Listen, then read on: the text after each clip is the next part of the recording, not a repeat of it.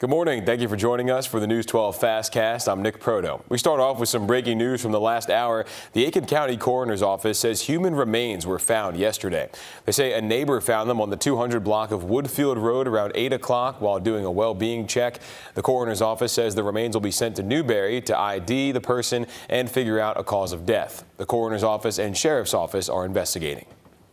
Keeping it in Aiken County, disaster case managers are trying to help people with Helene assistance, whether they applied for FEMA assistance or not. Audrey Dickherber is heading out there this morning. Disaster case management is in Aiken helping with long-term disaster relief. So they're still meeting with people that could need assistance from the hurricane, and that could be anything when it comes to emotional, financial, physical, whatever the case. They want to hear from you and they want to help as well. So they're going to be at Hayden Baptist Church in Aiken today and all week. So stick around and we'll have more information on WRDW.com and in our newscast this evening. All right, thanks, Audrey. And you can get that help today through Thursday at Hayden Baptist Church in Aiken on Gregg Avenue. Disaster case managers will be there from 10 a.m. to 5 p.m. tomorrow and Thursday, and then they'll be there until 7 p.m. today, so a little extra time to get out there. FEMA is also here for you. Even if you didn't apply for financial assistance or you weren't approved, FEMA still has resources for you while you recover. There's a registration deadline to apply for FEMA assistance that's already passed. But in the situation where you weren't able to apply, for example, you may have had to move out of the area, for example. You didn't have a place to go, your family was out of state, you didn't complete your application. You can still reach out to FEMA, and FEMA will see what we can do to help you if there's a way to apply or get you assistance. We'll certainly discuss that with people, but make the call and talk to us. And FEMA officials say don't be discouraged by the time it takes to recover. Keep pushing forward. You can go to disasterassistance.gov or call the number right there on your screen to get in touch with FEMA and go over what resources are available for you and your family. We also have this information on our website, WRDW.com.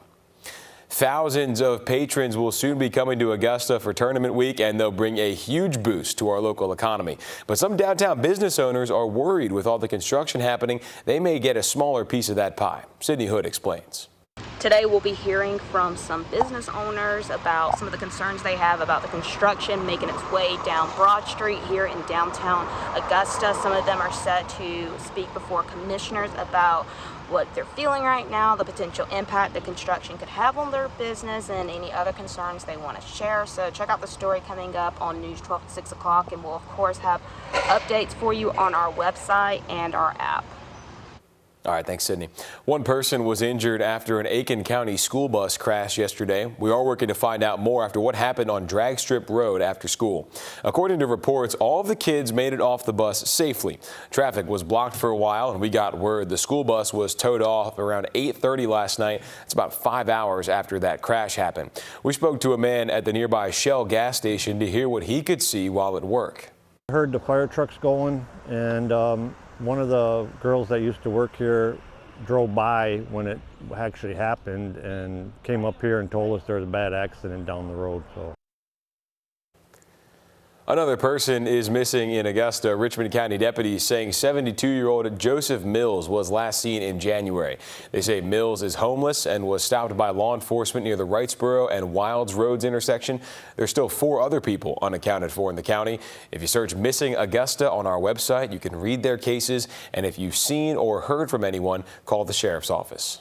Plans are underway for an affordable senior living apartment complex in the Sandhills neighborhood. Today, the Housing and Community Development wants commissioners to approve a $960,000 loan through the American Rescue Plan to construct the complex. Where it would go? The historic Weed School on Mount Auburn Street. HCD bought the decommissioned elementary school earlier this year, and the development would be called EW Estates in honor of Reverend Edwin G. Weed. He was the first rector of the Church of the Good Shepherd and planted the seed which sprang the school that bears his name.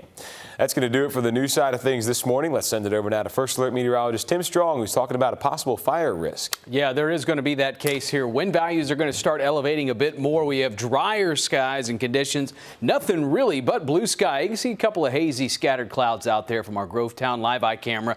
We are sitting with temperatures anywhere in the 70s for later on today. But as we look toward the timeline, today and tomorrow, That, again, fire risk is going to be a little more elevated because we are expected to see that relative humidity drop a little bit more. Wind values are going to be a little gusty and maybe up to around 20 to 25 mile per hour winds in the afternoon. But it'll stay sunny and warm.